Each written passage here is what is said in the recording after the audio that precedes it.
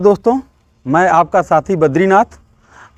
हम लोग 25 अगस्त 2023 से एक आंदोलन कर रहे हैं।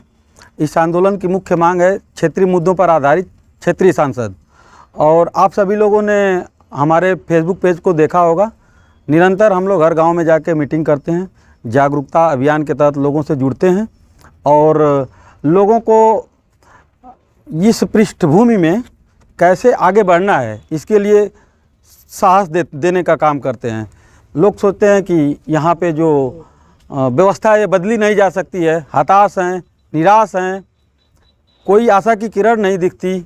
सबको ये लगता है कि राजनीतिक दलों का जो व्यवस्था है वो जाति धर्म के आधार पर उसका समीकरण बना हुआ है, उसको तोड़ा नहीं जा सकता। लेकिन उस समीकरण के माध्यम से हमारे संस्थाओं का दोहन किया जा रहा है, हमारे अधिकारों का हनन किया जा रहा है, हमारे लोगों को उनका नेता नहीं दिया जा रहा है।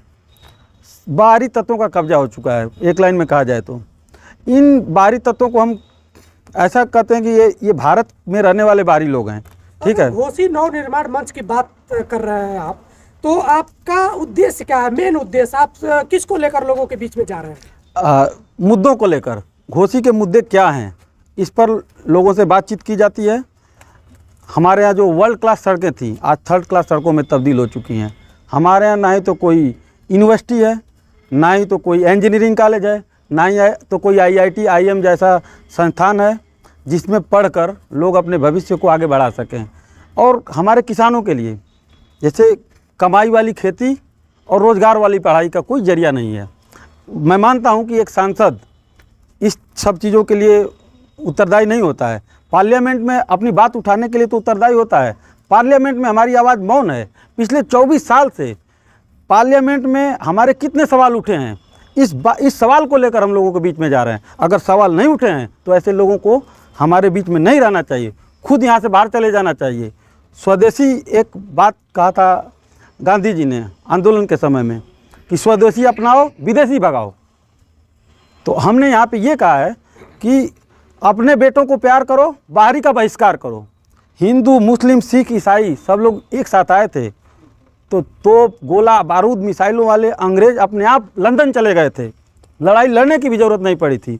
उसी तरह से यहाँ पे सभी जाति सभी धर्म को इकट्ठा करके सर्व जाति सर्व धर्म एकता मंच बनाया गया है, जिसके माध्यम से अपने बेटे से प्यार करो और बाहरी का बहिष्कार करो। इसका मतलब क्या है? मतलब ये है बाहरी लोगों ने हमारे यहाँ कोई काम नहीं किया है। पूरे लोकसभा का हमारी टीम ने 2 चक्कर लगाया है, कहीं पर भी सांसद जी के कर कमलों के द्वारा किए गए कार्य का कोई बोर्ड नहीं दिखा। तो इनका बहिष्कार होना चाहिए। जैसे अंग्रेज़ों के विदेशी वस्त्रों को हम खरीदते थे, हम पहनते थे तो उनका बिकता था। जिस दिन हमने उनका बहिष्कार करना शुरू कर दिया उनका व्यापार वहीं ठप हो गया। ऐसे इनके व्यापार को ठप करना है। जाति धर्म के आधार पर जो व्यापार चला रहे हैं इसको बंद करना है, सबको इकट्ठा करना है, सबको साथ लेकर घोसी का नवनिर्माण करना है। देखा जाए तो स्वर्गीय कल्पनाथ राय के बाद कोई विकास पुरुष आज तक जिलों को जनपद को नहीं मिल सका जैसे कि जिलों को विकास हो सके। जी, क्या कहेंगे इस पर? बस इसी सवाल के जवाब के लिए हम लोगों के बीच जा रहे हैं। एक ज़माना था जब यहाँ पे गंगोत्री थी, विकास की गंगोत्री थी, विकास परियोजनाओं की गंगा बहती थी। अब वो ज़माने का पटाक्षेप हो चुका है। आज 24 साल में दर दर की ठोकरें खा रहे हैं हमारे लोग। हमारे लोगों को मजदूर बनाने के लिए विवश किया गया है, बनने के लिए विवश किया गया है, मजदूर बना दिया गया है। एक सरकार आई थी, वो कहती थी कि मैं हरिजन की पार्टी हूँ और हरिजनों के लिए कोई काम नहीं किया। यहाँ तक कि हरिजन विधायक बनने से रोका गया। हम ये नहीं कहते कि ये जाति और बिरादरी का अंत करो, लेकिन जातिवाद का अंत करो। अगर सड़क बनेगी तो सभी लोग चलेंगे। हमारी वर्ल्ड क्लास सड़कें थर्ड क्लास सड़कों में तब्दील हो चुके हैं। हमारे बच्चों के लिए पढ़ने के लिए कोई विश्वविद्यालय नहीं है। गोरखपुर विश्वविद्यालय जाना पड़ता है, इंजीनियरिंग करने के लिए नोएडा जाना पड़ता है। हमारे लोगों को रोज़गार के लिए गाज़ियाबाद, गौतम बुद्ध नगर, नोएडा, ग्रेटर नोएडा और मेरठ ऐसे शहरों में जाना पड़ता है। हमारे किसानों को कोल्ड स्टोरेज की सुविधा नहीं है। अभी देखिए खाद के लिए हल्ला मचा हुआ है, सोसाइटी में खाद नहीं है, ब्लैकमेल का व्यापार चल रहा है, ब्लैकमेलिंग हो रही है। उनकी आवाज़ कोई उठाने वाला नहीं है। उसी आवाज़ को उठाने के लिए इस मंच का गठन किया गया है और लोगों को ताकत देने का काम किया जाएगा। किसी पार्टी में जाकर कोई ये आवाज़ उठा नहीं सकता, और पार्टी में जाकर राजनीति करने वाले लोग करें, लेकिन व्यवस्था को बदलने के लिए, सत्ता के परिवर्तन के लिए हमें सबको इकट्ठा करना है और सबको एकजुट करके ऐसी तानाशाही व्यवस्था का अंत करना है। तब तक चलेगी जब तक हमारे लोगों का अधिकार नहीं मिल जाता। इसमें कोई टाइम बाउंड नहीं हम देते हैं। हम अनिश्चित काल तक लड़ेंगे और इस व्यवस्था को बदल कर रहेंगे। ये सारे सिपाही हैं, ये बच्चे कल के भविष्य हैं, ये चाचा हैं, इनका पूरे लोकसभा क्षेत्र में अनुभव है। ये लोग सबको देखते सुनते तंग आ चुके हैं। अब इससे मुक्ति चाहिए।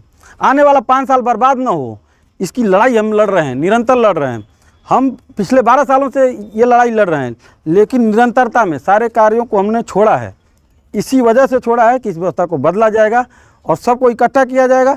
अगर हम 2 दिन बाद कहें कि मुझे चुनाव लड़ना है तो कोई नहीं आएगा साथ में, लेकिन अगर 5 साल हमारा विधायक काम नहीं करेगा, हमारा सांसद काम नहीं करेगा, 126 लाख खर्च करेगा, 300 लाख में से 174 लाख वापस चला जाएगा, तो उसकी आवाज़ उठाई जाएगी।